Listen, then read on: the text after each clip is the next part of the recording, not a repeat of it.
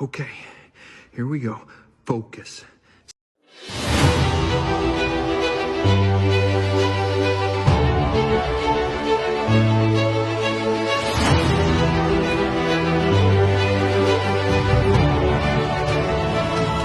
Kalian pernah dengar gak apa itu inflasi?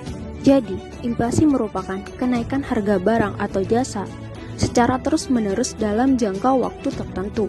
Nah, inflasi ini terjadi karena jumlah uang yang beredar, permintaan barang atau jasa, atau kenaikan biaya produksi. Salah satu contoh kecil dari inflasi yaitu tahun kemarin kamu mempunyai uang 10.000. Kamu beli bakso harganya 10.000, kamu dapat 5 biji. Tahun depan karena semua sudah naik, harga produksi naik, minyak naik, harga pengolahannya naik, kamu beli bakso 10.000 tapi cuma dapat 3 biji. Tahun depannya lagi kamu beli bakso 10.000 tapi cuma dapat 1 biji doang.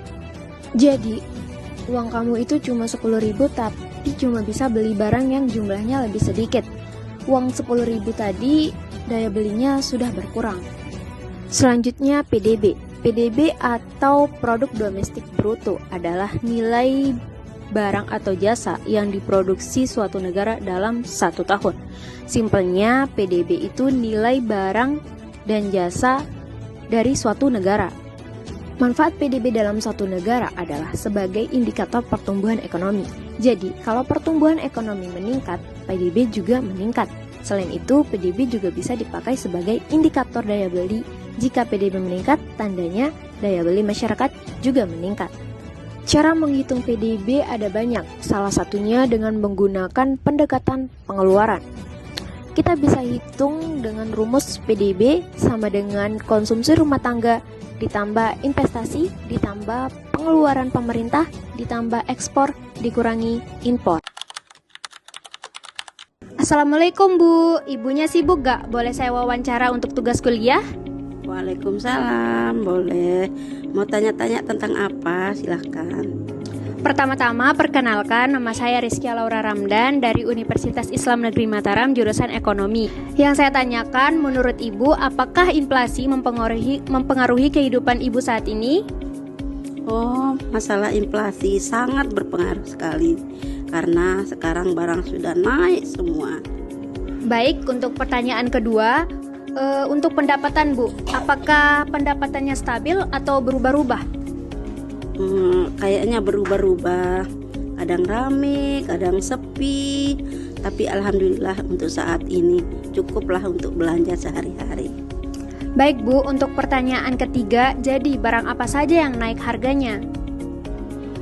Yang naik saat ini kayak plastik nasi, plastik es, pokoknya semua jenis plastik.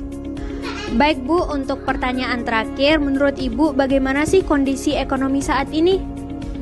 Untuk kondisi saat ini aman, terkendali karena pembeli juga tambah rame. Biasanya yang beli nasi sedikit, sekarang jadi rame. Beli nasi, beli kopi, beli es. Jadi untuk perputaran belanja tambah banyak. Baik Bu, alhamdulillah ya. Sekian wawancara dari kami. Assalamualaikum warahmatullahi wabarakatuh. Halo, permisi Kak, mau wawancara kakaknya boleh? Ini buat tugas kuliah. Oh iya, silahkan. Sebelumnya, perkenalkan nama saya Rizkia Laura Ramdan dari Universitas Islam Negeri Mataram, jurusan Ekonomi Syariah. Di sini saya ingin mewawancarai kakak tentang berapa hal. Menurut kakak, inflasi berpengaruh nggak terhadap kehidupan kakak saat ini? Yang saya rasakan saat ini, dampak inflasi sangat berpengaruh sih terhadap kehidupan saya. Contohnya itu seperti peningkatan biaya hidup sehari-hari, biaya pendidikan anak saya, dan juga jajan anak saya yang mulanya yang SD 10.000 minta nambah jadi 15.000. Terus juga kebutuhan rumah tangga lainnya. Baik Kak, pertanyaan kedua, menurut kakak bagaimana sih kondisi ekonomi saat ini? Alhamdulillah cukup bagus. Ada aja rezekinya, walaupun gaji nggak seberapa, tapi ekonomi saya tetap aman. Baik Kak, untuk pertanyaan ketiga, barang yang naik harganya itu apa saja di kehidupan kakak? Barang yang naik harganya itu salah satunya sembako dan masih banyak yang lain-lain. Untuk pertanyaan yang terakhir, boleh tahu nggak bagaimana pendapatan kakak? Apakah stabil atau berubah-ubah? Alhamdulillah pendapatan saya stabil ya, karena kan saya digaji. Alhamdulillah ya kak. Baik kak, itu saja yang saya tanyakan. Terima kasih untuk waktunya. Semoga lancar terus. Dalam sektor formal dan informal tersebut, terdapat banyak sekali perbedaan. Dalam sektor formal, dia mempunyai pendapatan yang tetap atau stabil, memiliki sistem manajemen dan prosedur kerja yang jelas. Kalau dalam informal, dia bekerja secara mandiri sehingga pendapatannya bisa berubah-ubah. Tidak ada jaminan pekerjaan dan bekerja secara bebas tanpa paksaan atau